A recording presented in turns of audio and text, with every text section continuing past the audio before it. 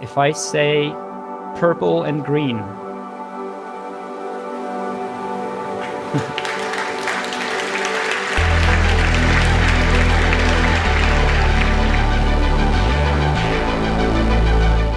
My name is Björn.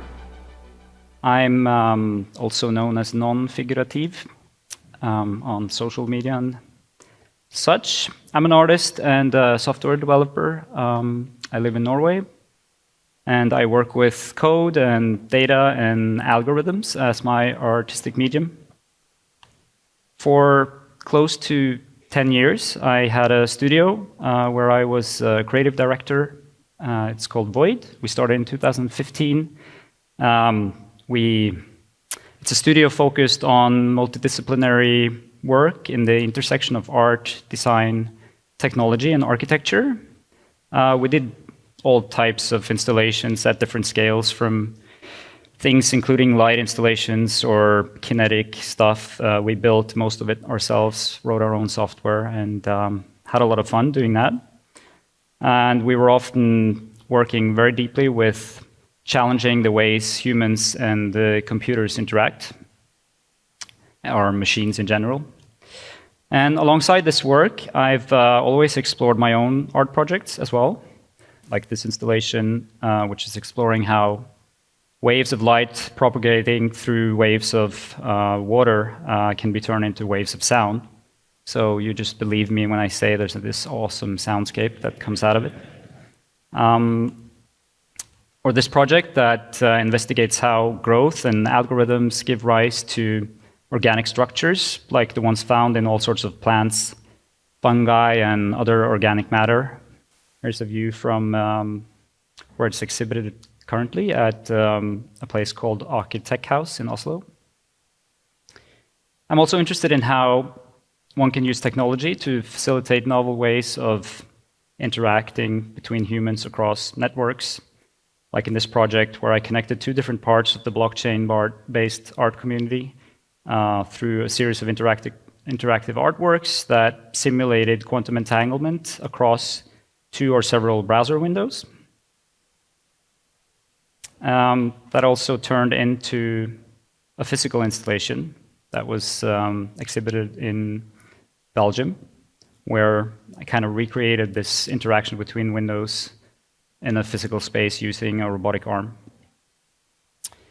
But the main reason I'm here today is to talk about Membrane, which is the name of this installation that you're seeing over here.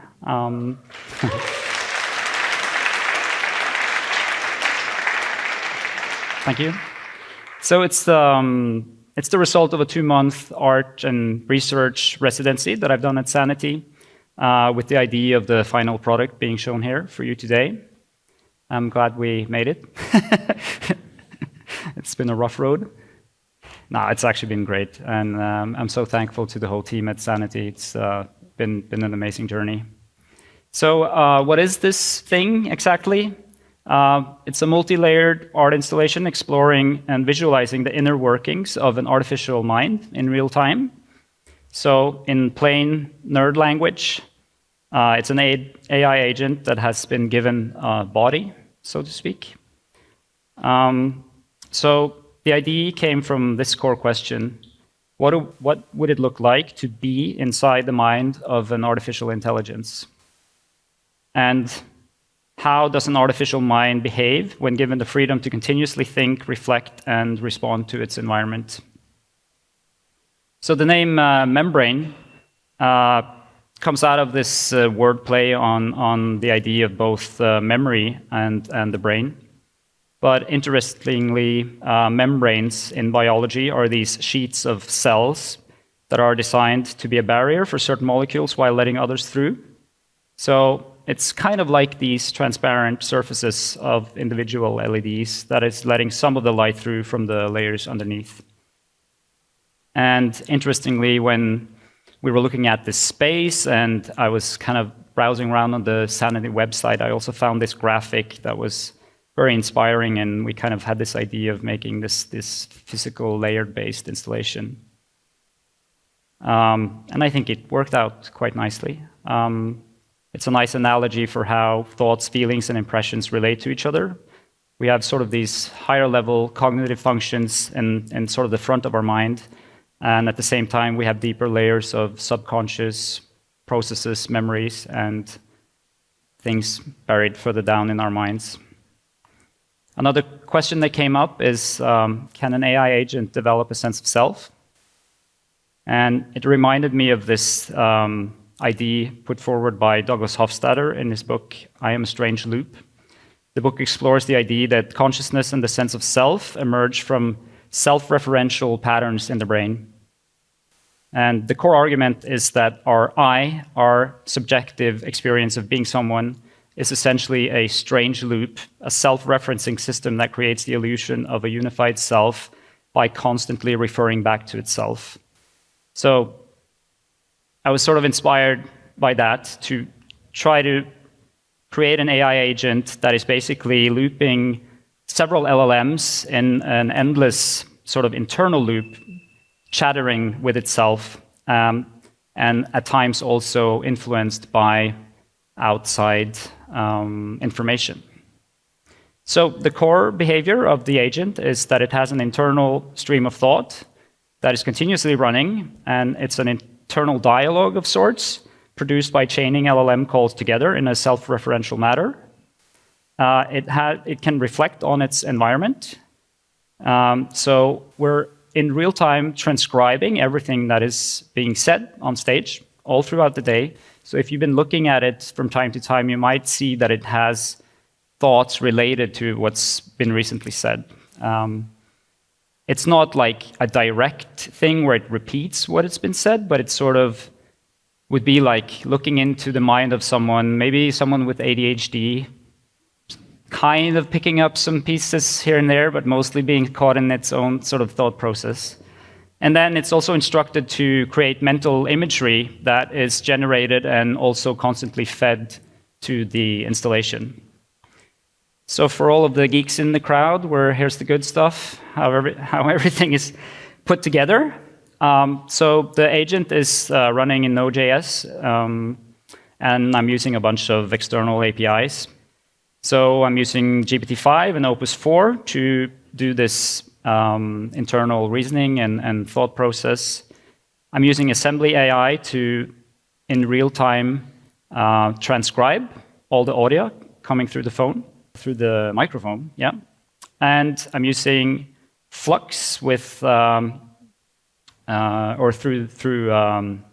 Replicate. I'm using two different models, one for image and one for video, Flux and Seedance. And then I'm using an API called Cloudinary where I can edit videos so I can make them loop perfectly. And then all of this data is stored in Sanity, actually, in real time. So Sanity becomes sort of the model for everything. And instead of just feeding the data directly to the front-end sort of client application, I'm pulling everything through Sanity and then listening for updates in Sanity. So that becomes sort of your truth, and which made it really nice to work with because I could also just go into Sanity and do updates there and then see how it worked out. And also follow along with different prompts and results of prompts while I was developing this. So yeah, it wasn't my point specifically to use Sanity or have some sort of tech demo or anything, but it just became a very, very powerful way to keep this agent, keep all the memories intact, both for me and for the agent itself, because it's also kind of referencing earlier memories throughout the day, and I'm storing keywords for all the generated imagery and videos so that it can check if it's generated a video for these specific keywords earlier. I can just get that immediately instead of generating a new one and things like that. And then the end application that you're seeing there is a WebGL application running in Chrome. I'll show you a demo later so you see how it works. But yeah, we start out with a pretty huge system prompt.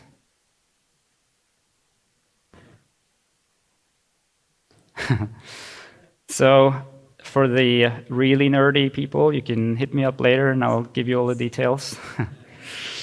But basically, yeah, I'm instructing it to, kind of like have this, you're this scattered mind, you have an internal chain of thought, et cetera, et cetera. And to make it have that internal chain of thought, I'm doing a little bit of a trickery with how I am prompting it.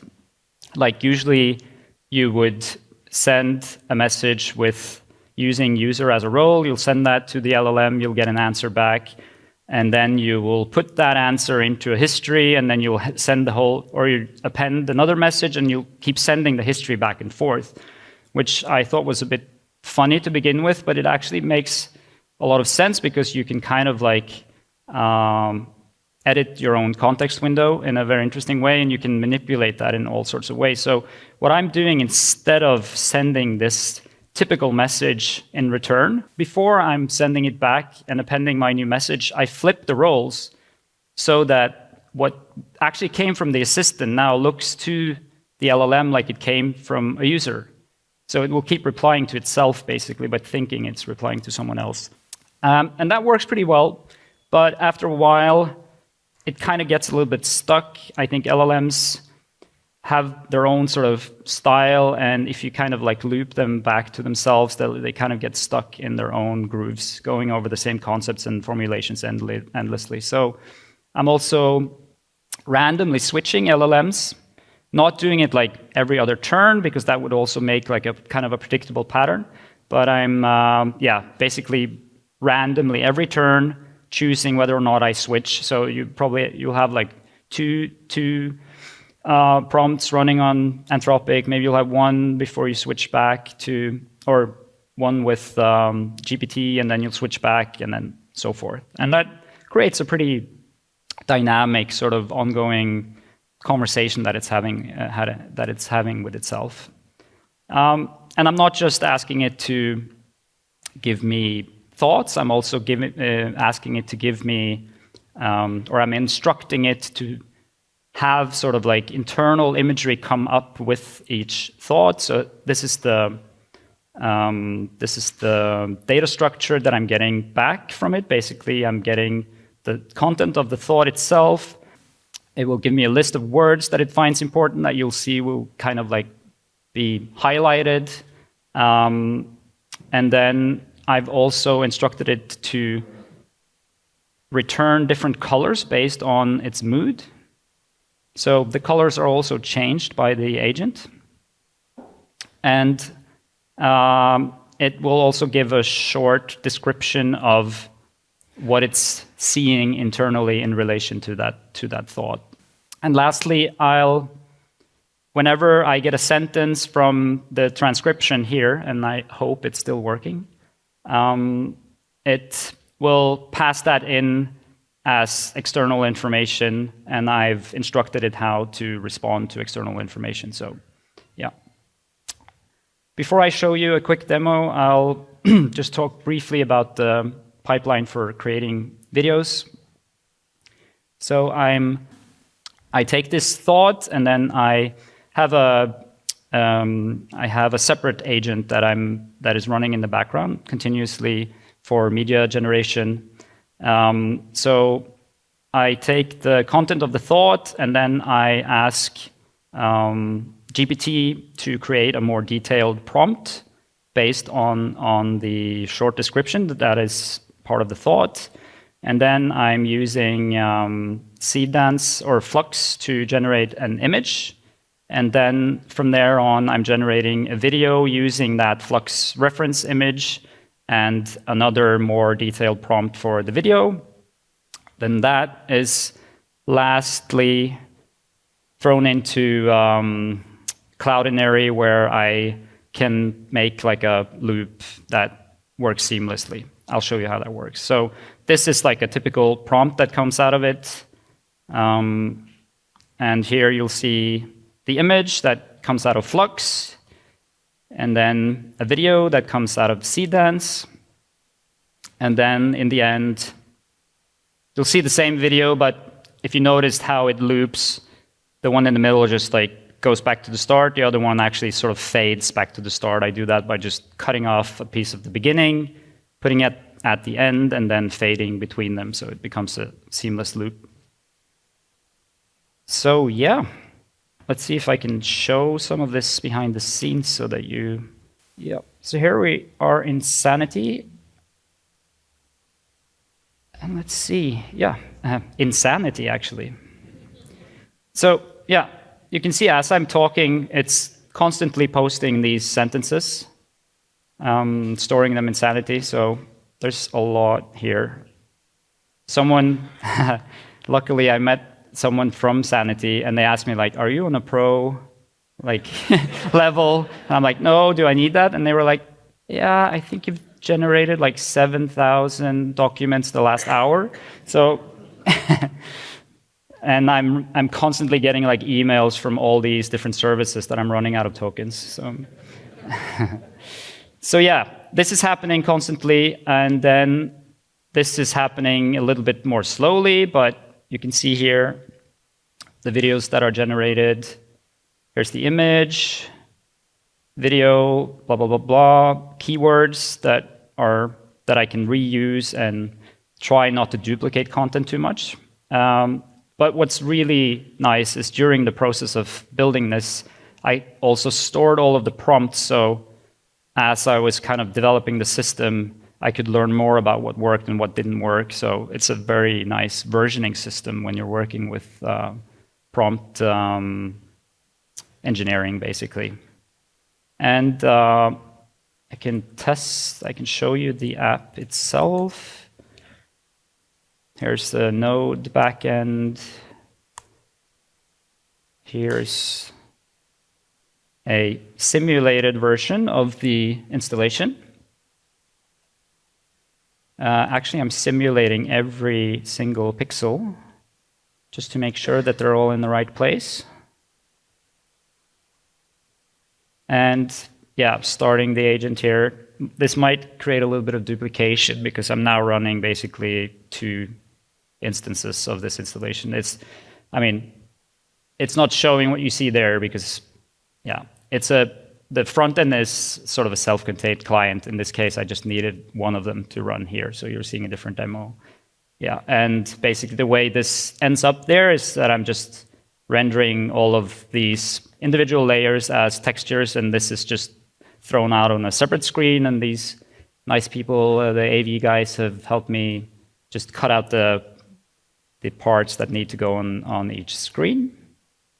And yeah, and if I'm very lucky, live demos are always a bit of a problem, right? But if I say purple and green,